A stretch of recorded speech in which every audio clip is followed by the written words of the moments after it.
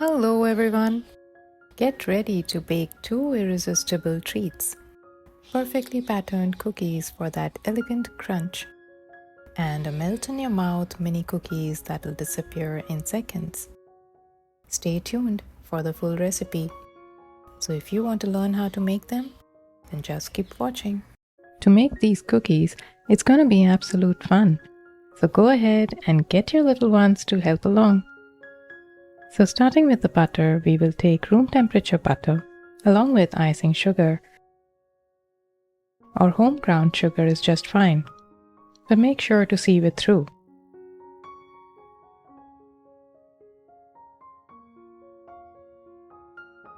Starting slow and gradually bringing it together into a smooth consistency is just fine. Now that's perfect. Next, we will take some oil in a bowl, to which we will add in the water and baking powder. What we're doing is creating an egg replacement for our cookies.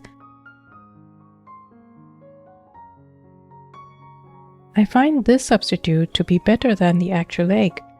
Reason being, A, it gives an extra crisp texture to the cookies, and B, it increases the shelf life, which can be stored in an airtight container over the counter for a month.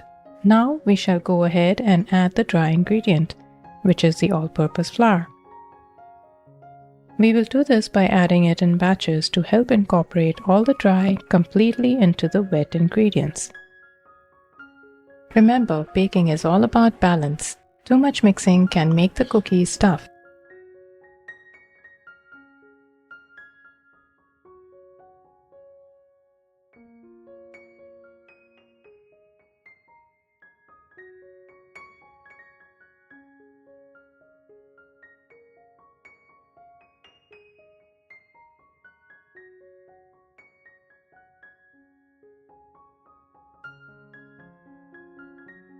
Finally, bringing it together with our hand by gently kneading it to make one smooth ball of dough.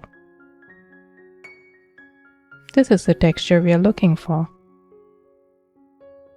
Now, keeping this bowl aside and taking another clean bowl, we will take 1/3 of a portion of the dough.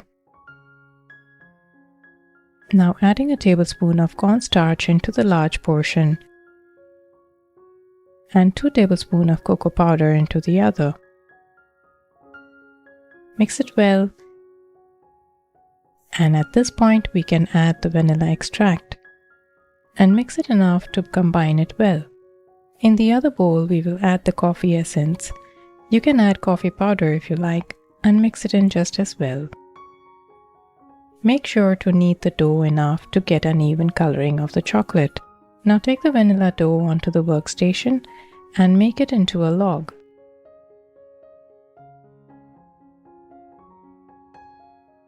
Now using my favorite tool, the bench scraper, we are going to divide it into 8 portions, and it does not have to be equal.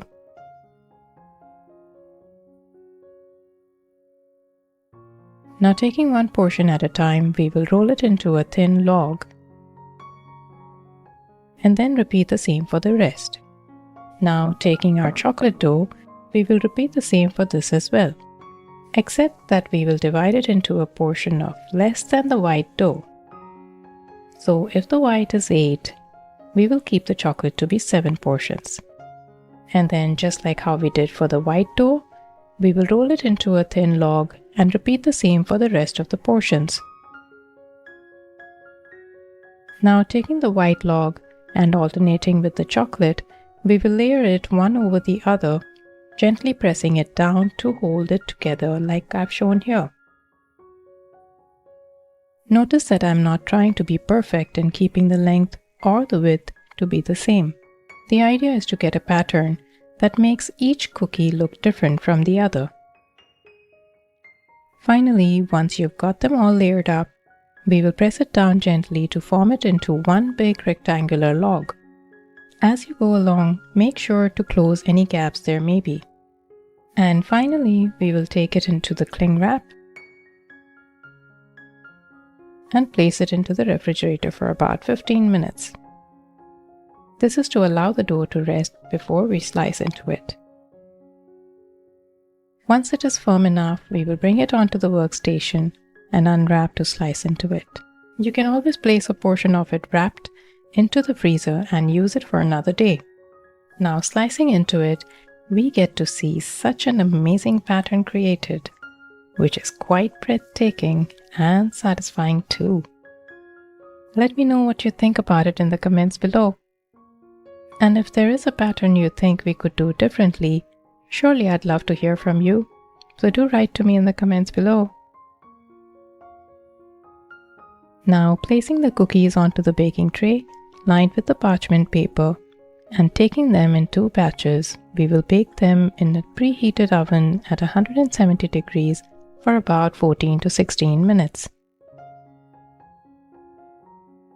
These are perfectly baked.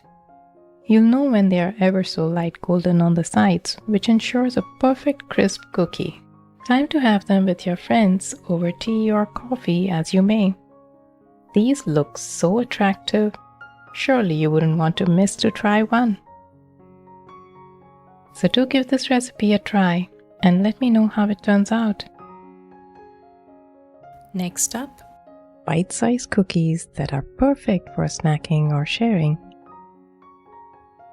Starting with the butter, we will take room temperature unsalted butter, to which we will add the icing sugar or home ground powdered sugar, but make sure to sift it well.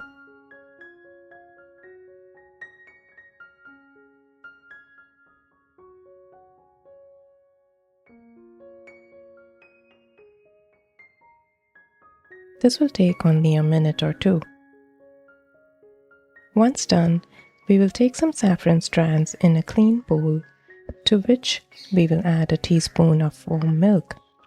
This helps to release its color. Once you see a good yellow color, we will add this to the butter and sugar mixture, along with a teaspoon of cardamom powder. This is entirely optional, so you can skip it if you like. Bring this all together until you get a good even tone of yellow from the saffron. This is good enough. Next, we will take the extra fine white rice flour, which can be added in 2 batches. This helps to get all the dry flour to be well mixed into the wet ingredients. While I've mentioned 1 cup measure of rice flour, you may add as per the consistency required, a tablespoon more or less, as each flour may have a different moisture content, which may end up making the dough dry or too soft.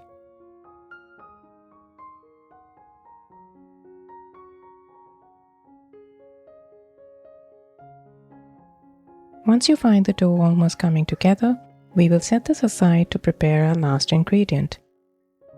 Take some green shelled unsalted pistachios and crush them until you get a fine texture. You don't want it to be a powder, as this will add the crunch in every bite of the cookie. And you can also substitute this nut with any other nut, although it's the pistachios that goes well with the saffron and cardamom.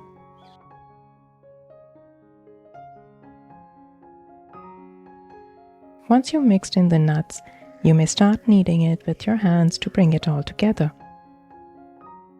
You need not worry about overmixing this dough, as the rice flour is not very glutinous and will have to be kneaded well to make it into one soft ball of dough. This is the texture we are looking for.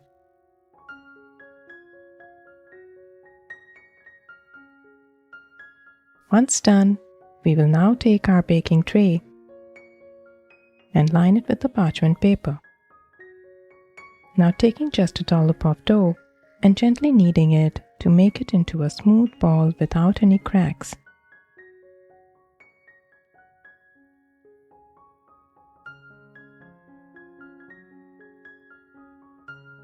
Perfect, and you can place it on the baking tray. Similarly, we will repeat the same for the rest of the dough. But make sure to make even-sized balls, as this helps to bake the cookies evenly. In case you plan to make these cookies using all-purpose flour, You may need to refrigerate the cookies before baking. This is to maintain the shape and avoid them from spreading too much while baking. These will be baked in a preheated oven for about 12 to 14 minutes until you see an ever so light golden top and a few cracks which are just perfect. You will get a complete batch of 45 cookies from this dough. Next, we will take some white chocolate to be melted over a double boiler along with some dried rose petals for some color on the top. I've taken the melted white chocolate in a piping bag to drizzle over the cookie. This gives a perfect pattern drizzle each time.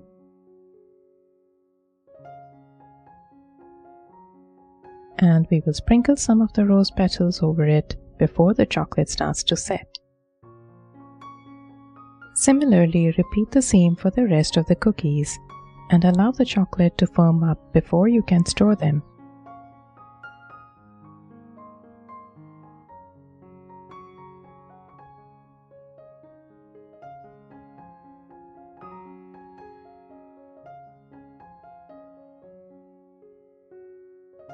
Try it and I'm sure you'll love it. These bite-sized cookies are a perfect gifting option too, perfectly baked on the outside and inside. Hope you like this recipe. Thank you for watching. Bye for now.